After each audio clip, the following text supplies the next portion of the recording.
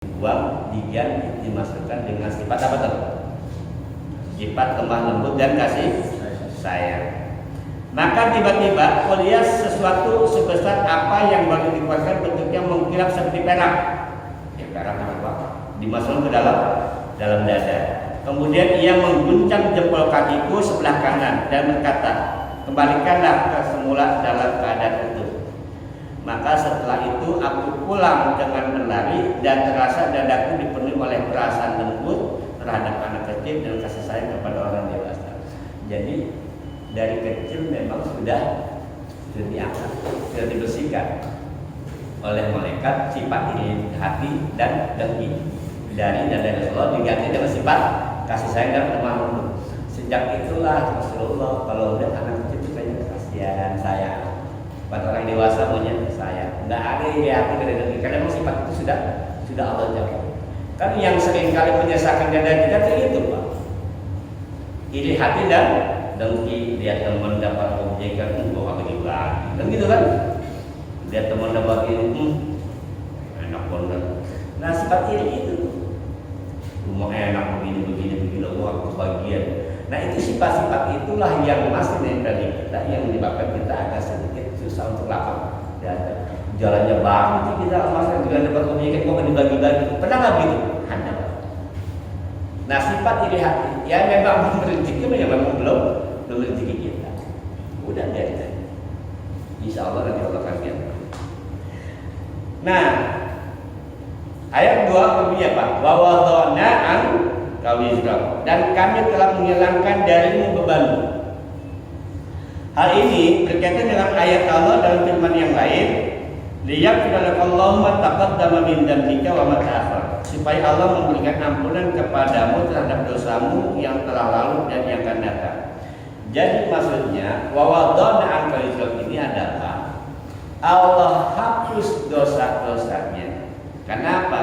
Karena sesuatu yang memberatkan diri kita itu karena adalah dosa-dosa yang sudah kita perbuat. Dosa-dosa yang telah kita perbuat itulah yang menyebabkan hati kita, menyebabkan hidup kita terasa berat. Makanya dalam sebuah disebutkan seseorang, kita pernah bahas di hadis dulu nih.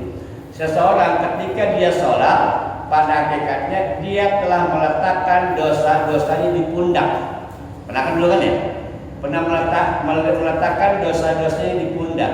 Ketika dia ruku, maka dosanya berjatuhan. Kan gitu. Ketika dia sujud, dosanya pun berjatuhan. Jadi sholat itu adalah untuk menghilangkan dosa-dosa yang ada pada diri kita, karena dosa itulah yang menyebabkan beban kita terasa berat. Itu sebenarnya wasta'inu bis-sabri was sholat, supaya hidup kita lebih enak, lebih nyaman, lebih tenang. Ya, perbanyaklah sholat dan sabar. Sabar bentuk kita lebih banyak dia, sholat untuk mengurangi dosa-dosa kita. Insya Allah dengan dosa-dosa yang berkurang itulah menyebabkan hidup kita akan lebih ringan. Karena satu dosa satu titik. Kalau banyak titiknya, lama-lama hatinya menghitam, hatinya mengeras. Orang kalau sudah hati mengeras, udah nggak ada lembut-lembutnya bisa. Maka hidayah susah masuk, mau dinasihati, mau pakai gitu aja. Wasawan alaihim am dari tahu amlam tunjibum lalu sama aja, mau dinasihati, mau kaki gitu-gitu aja. Karena terlalu banyak dosa yang telah kita perbuat. Nah akibat dosa-dosa itulah yang menyebabkan kita itu hidupnya berat. Wawadana angkawizak itu artinya, maksudnya adalah buat kita nih, kalau ingin beban-beban yang ada pada pundak kita ini dihapuskan, kita harus berbanyak sholat. Karena pada hakikatnya ruku dan sujud itu adalah menghempaskan dosa-dosa yang ada pada diri kita. Semakin banyak sholatnya, semakin banyak dosa yang rontok. Kan gitu. Sholat maghrib, gitu kan, sebelumnya nih sholat qobliyah dulu, rontokin dosa. Nanti maghrib juga kan rontokin lagi. Habis maghrib badiah dirontokin lagi. Nanti isya qobliyah dirontokin terus begitu. Belum sunah-sunahnya duha pagi-pagi kita rontokin lagi. Johor, nanti malam nih sepertiga malam.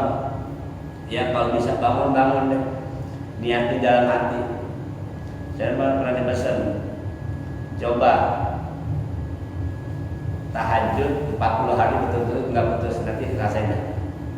Akan ada keajaiban-keajaiban. Ya memang kalau sekali 2 kali sih belum. Tapi paling tidak kita kalau sudah bisa bangun tahajud itu sebuah kenikmatan biasa, luar biasa. Kenapa? Karena pada sepertiga malam itulah Allah turun.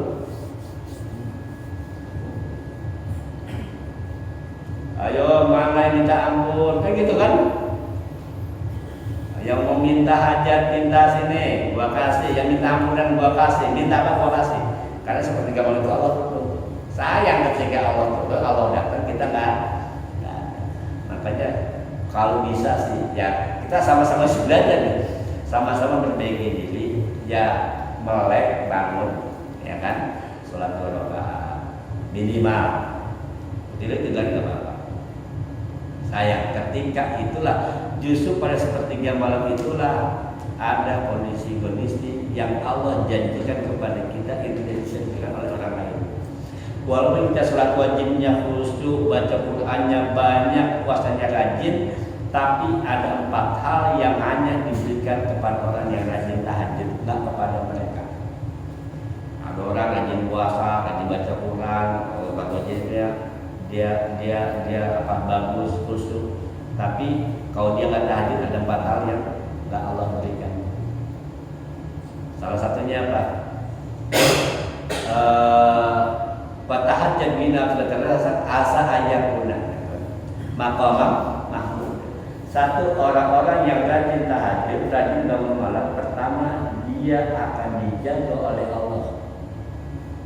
Orang mau berbuat apapun, mau berskenir apapun, Allah akan jaga. Yang kedua, Allah akan cinta kepada dia.